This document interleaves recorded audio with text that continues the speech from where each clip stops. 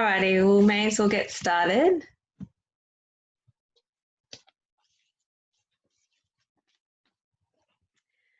So I'm going to be talking this evening about supporting your immune system. It's a massive topic, especially in the wake of what's going on in the world at the moment. I think supporting the immune system is top of mind for people most years during winter, but it seems to be obviously even more of a concern at the moment.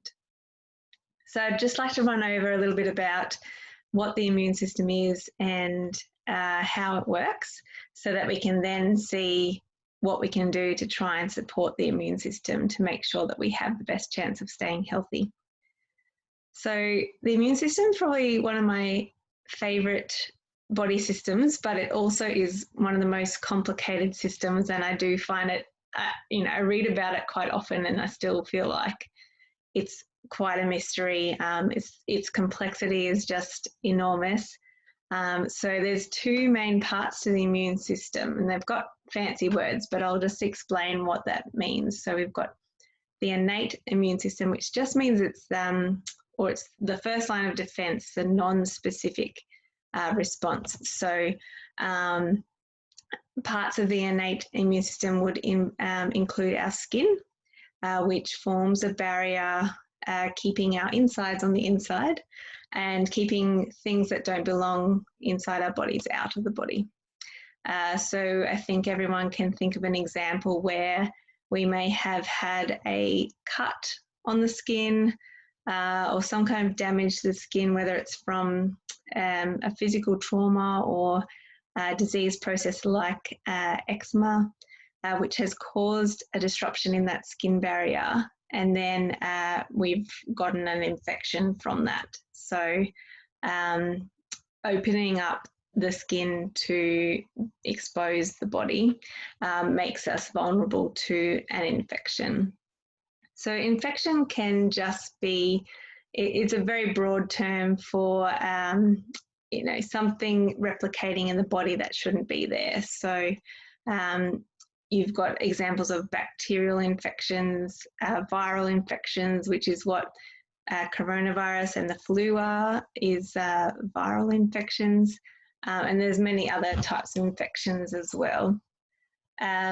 So the innate immune system also involves certain specialised blood cells, but they don't specifically remember the types of bacteria or viruses that they come into contact with. So our body is quite good at trying to identify what is foreign and what should not be inside the body, and keeping that out and trying to destroy things that are trying to get into the body. The blood cells that do help in this way will destroy cells, but they don't remember. They won't remember that they've actually killed off certain cells. So when we're thinking about specific immunity to a particular disease, we are talking about the adaptive immune system. And that's probably the part of the immune system that people are more familiar with. So it's where the body will create a specific response to particular bugs. So an example of this would be when you have had the flu in the past, the body will determine that that's a foreign infective material and kill it off, but it will use specific cells called T cells and B cells as part of that adaptive immune system. And these cells actually have a memory. So it's the reason why vaccinations will work, because vaccinations can target particular proteins that are specific to a bacteria or a virus, so that when our own bodies come into contact with the real thing, the body already has that memory to actually come and destroy those invading bugs. And the immune system is not just about fighting off infection. it has a bigger role to play. So it's quite involved in how much inflammation is being, or inflammatory chemicals are being produced. So when we're thinking about infection control and infection risk, we're really thinking about the acute or like immediate threats that can be out there with threats of infection. But the immune system also has a role with chronic disease and health.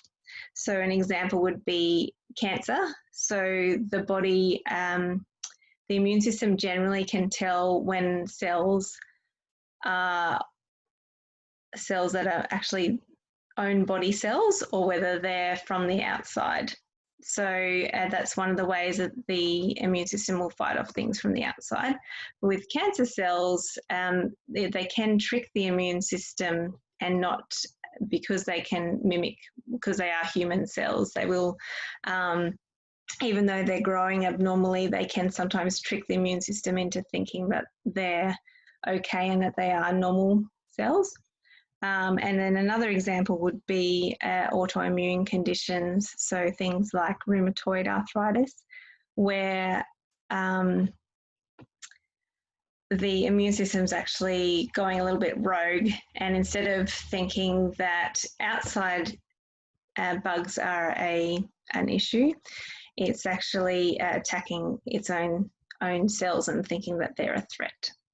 So when we're talking about keeping the immune system healthy, it's not just the colds and flus and those kind of immediate infections that we're worried about. It's actually long-term diseases as well. So there's lots of factors that play into having a healthy immune system. And diet's probably one of the biggest ones.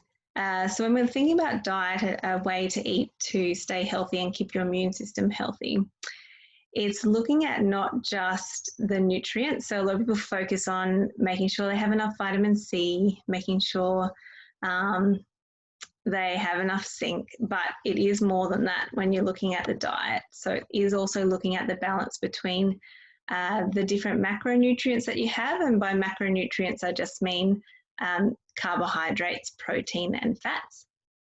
So we have issues with the immune system when we're not eating enough protein, because everything in our bodies that requires that complexity of the cells, such as in the immune system, require enough protein to make those antibodies and other cells that we were talking about before.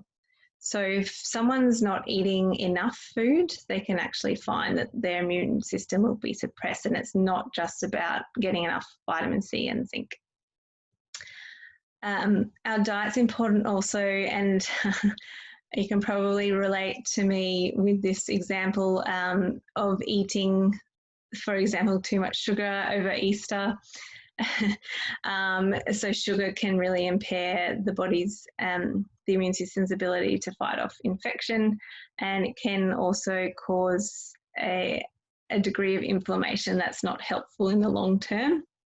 So when we're looking at diet, it's not just including the right things, but also trying to minimize, or I wouldn't say exclude, because I do love my chocolate, but trying to keep in mind that often sugary, fatty foods that we really crave can often displace foods that are really good for us, that contain all the different healthy chemicals that we need. So I put that picture up because food that contains, or food that's very naturally coloured, contain lots of antioxidants. So we should be trying to get a variety of different colours, different types of foods, and also different ways of cooking.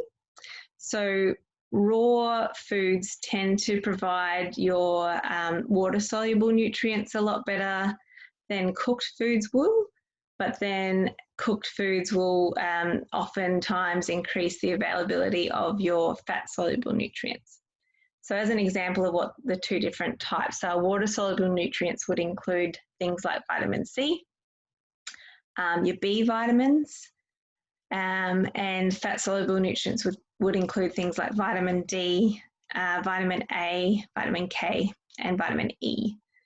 So understanding that it's important not to have the variety and the types of colours of foods, and not just eating the one thing. So if you always had apples and they were even though I love apples, if they were the only fruit you ate, you are going to be missing out on a whole heap of different, they're called phytonutrients, or polyphenols is another word. So there's lots of different names for these healthy chemicals that are in food.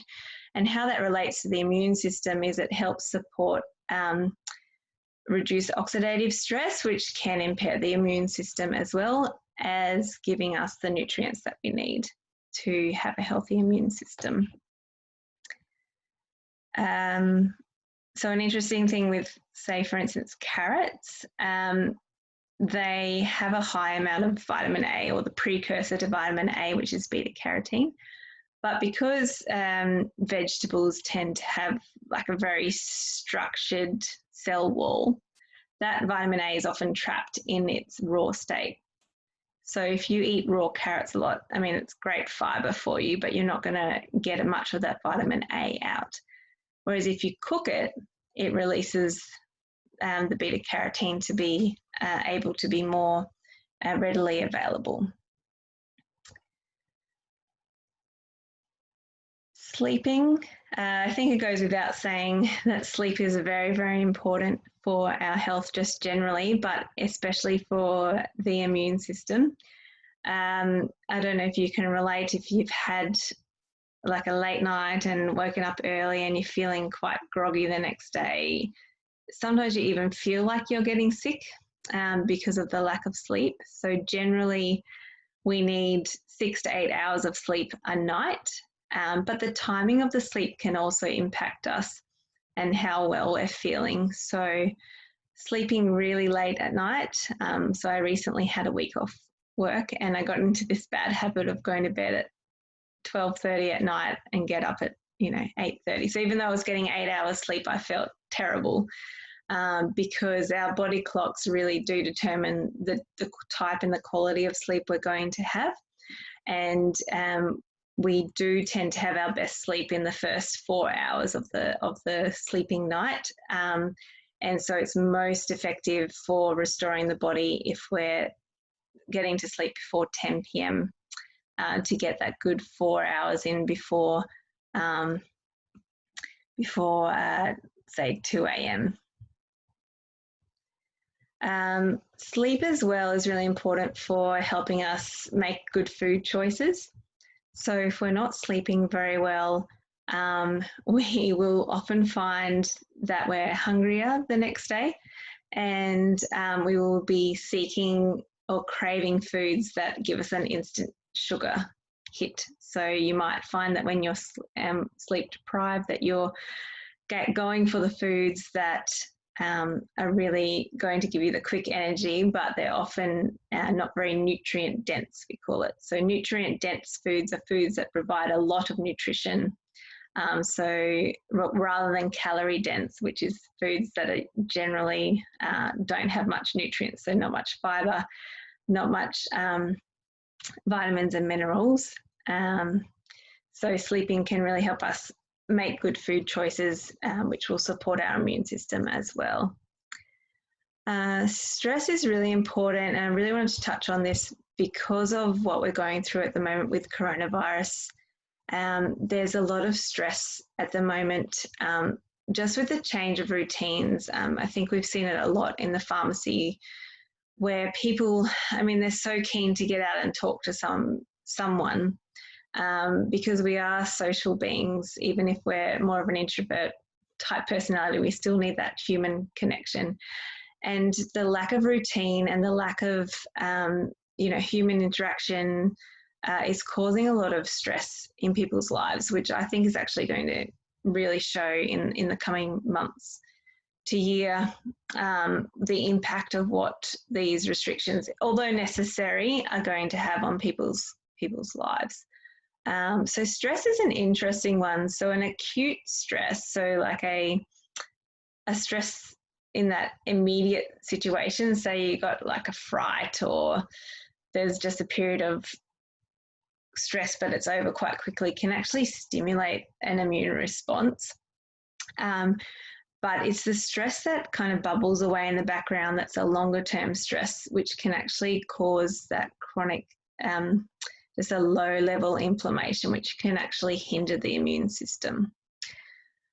Stress is a difficult one to kind of address because it goes hand in hand with diet, sleep, what we're doing with our families, what kind of oftentimes it's external things to us that can trigger the feelings of stress. So it's not, I mean, it's just one little word, but it's actually a very complex thing to try and start to address how you're going to reduce stress. But one little thing that I like to do is even just something as simple as deep breathing, a deep breathing exercise. People call it yoga breathing, but I've never done yoga in my life and probably never will. So I just call it deep breathing. And it's just really a slow, deep breath in, try and hold it for a few seconds and a slow breath out. So I try to do it at work as well because we're on the go all the time. And so you can often go through the day where your heart's just racing the whole day because we're so busy. So trying to take little snapshots out of the day where you are trying to do some deep breathing and something that's going to relax you. I find at the moment people, I guess, are using technology a lot more, and they might use technology as a distraction for the anxiety and the stress they're going through. But using computers and phones can actually be, it can feel like a good distraction, but it's actually not really good for our stress mechanism because we are constantly being bombarded by pictures and sounds and just the constant information overload. So I would actually say to de-stress, try and actually disconnect. Go for a walk. So we're not getting out very much at the moment. So we need to get outside and realise that the world is bigger than our own four walls and what we're going through at home. Exercise. Exercise is also interesting for the immune system in that obviously regular exercise is very good for the immune system, but very heavy exercise can actually lower the body's ability to mount an immune response. So if you're somebody who does a lot of exercise, you probably need to take a little bit more care about what you're doing to help support your body to de-stress and sleep and relax, because a very heavy exercise can actually cause the immune system to be lowered and a bit more vulnerable to infection. But a regular exercise is very good also because it helps with the stress response as well.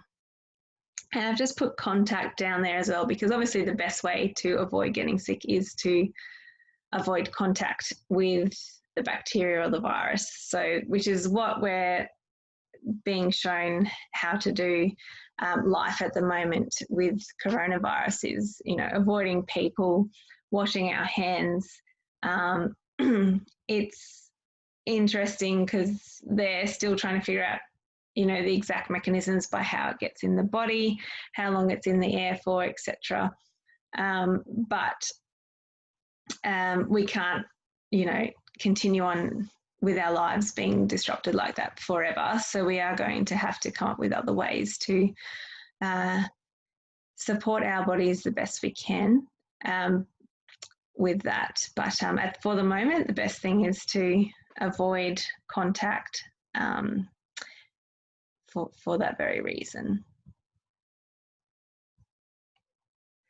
So what can we do to improve those two areas of the immune system that I was talking about earlier? So we've got the non-specific part, which is often associated with our barriers, so skin barrier, but it's also the gastrointestinal barrier, where I guess my love affair with probiotics comes into play as well.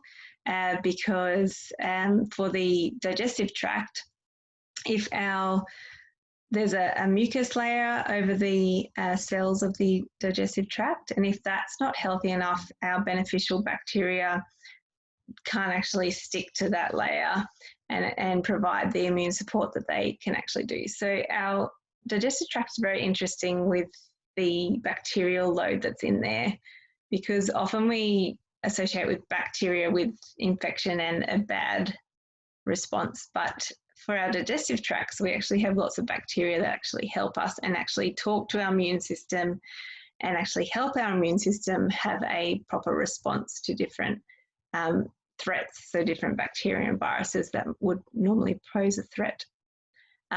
So the health of the digestive system is actually a very important area to look at when we're looking at supporting the immune system overall. So one of my key things to talk about with people is the selection of a good probiotic.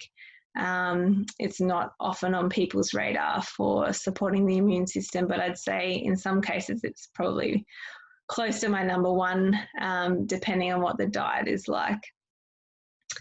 And then we also have other nutrients as well that can support the immune response. This is not an exhaustive list, but these are the ones that I kind of look at as key. So zinc, especially there's some quite good evidence for colds and flu with zinc. And it's probably something that people are lacking in quite a bit. So zinc is a mineral, and it's found in a lot of foods, like you've got it in meats, nuts, very high in zinc. And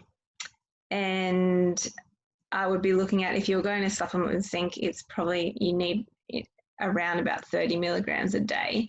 With zinc, though, I tend to not use it long term because it can interfere with copper absorption, which most people think copper is like a bad thing, but we actually need small amounts of copper in the body to make sure that the body is doing what it needs to do. So it's involved in lots of different enzyme pathways as well.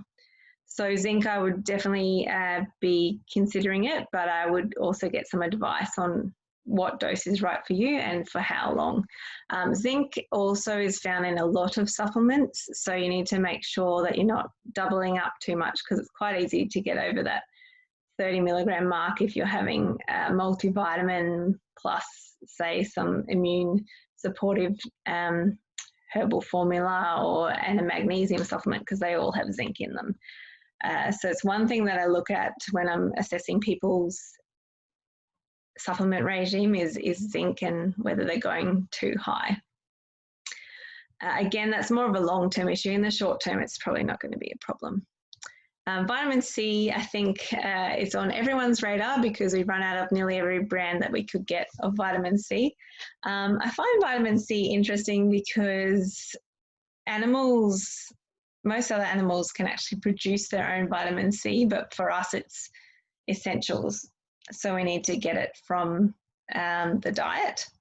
And it actually uses glucose transporters to get into the body and around the body. So if you're choosing a vitamin C, make sure it's one that doesn't have any sugar, because sugar will actually compete for uptake with vitamin C.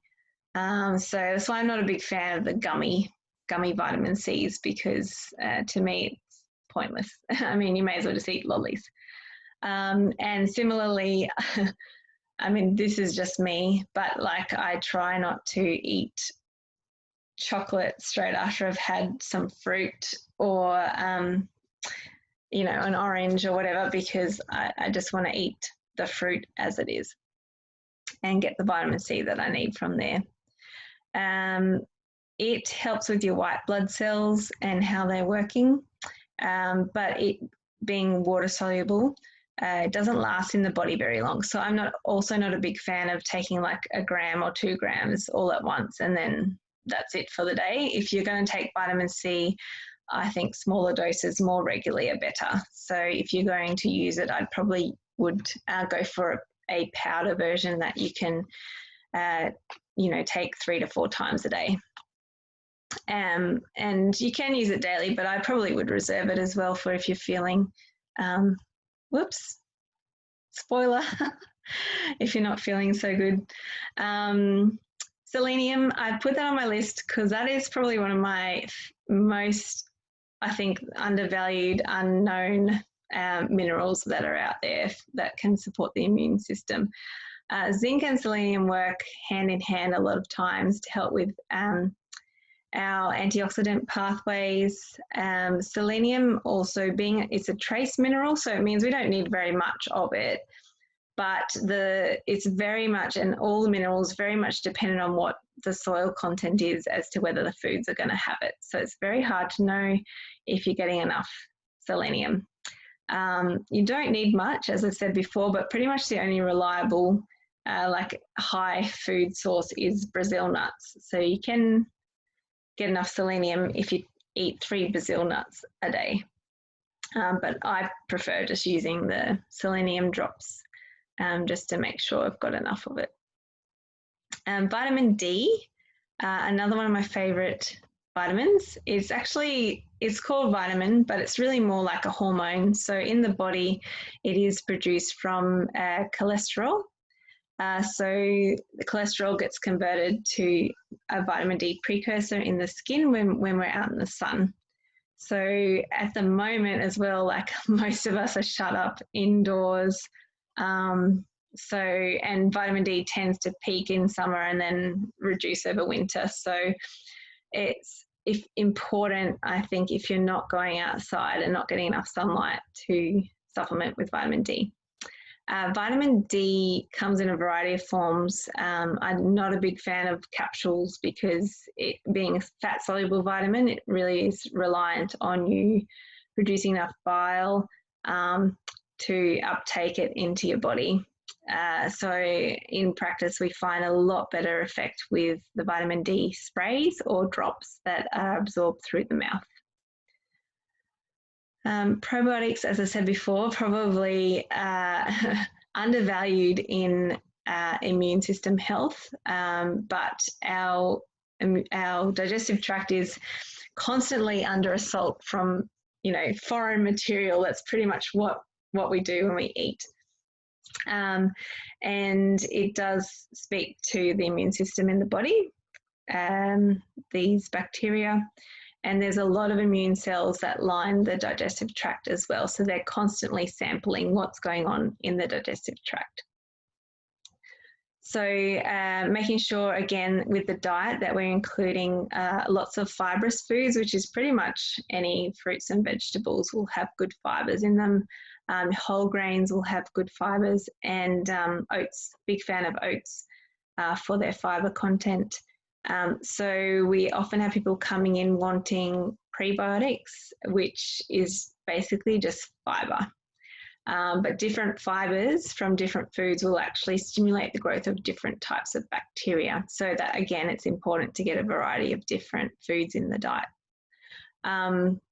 There are a few fibre supplements that are prebiotic fibres that I do recommend.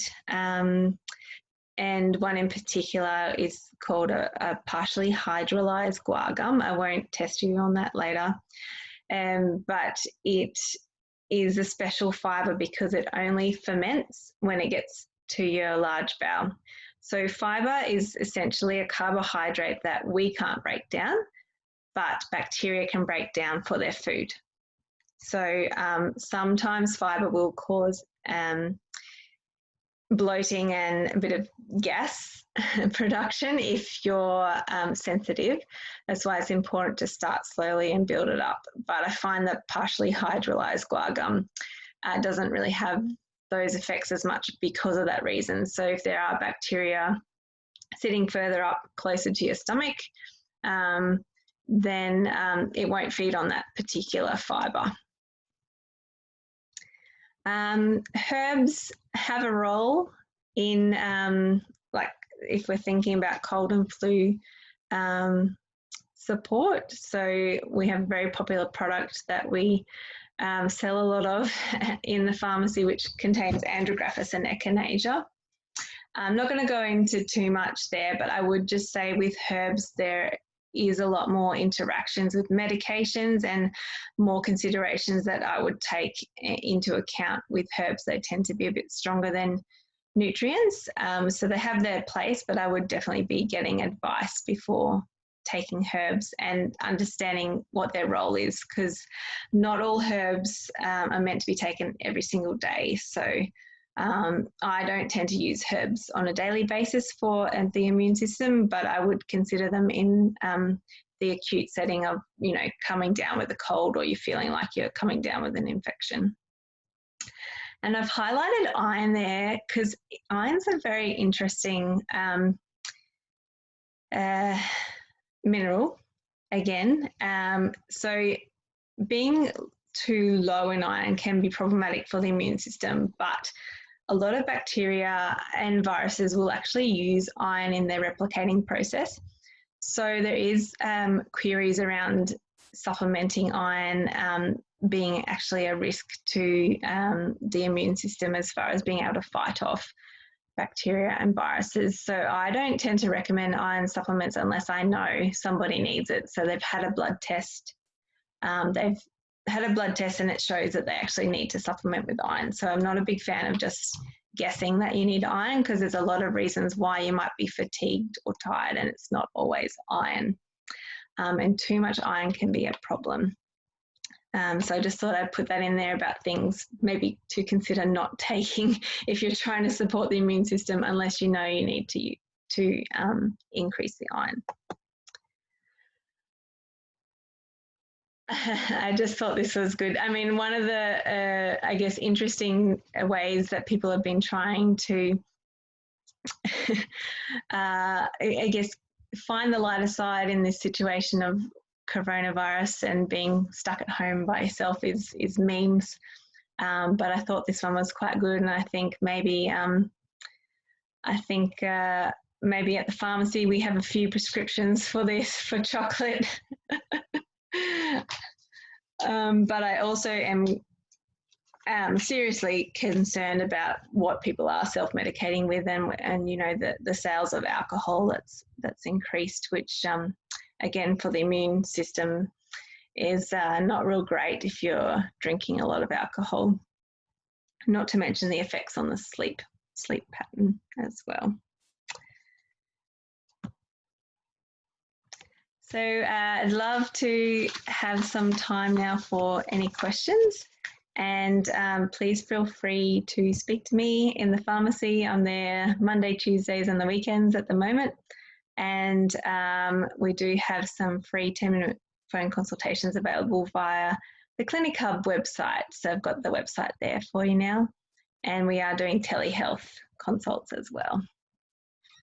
I'm just going to unmute everyone and see if there's any questions.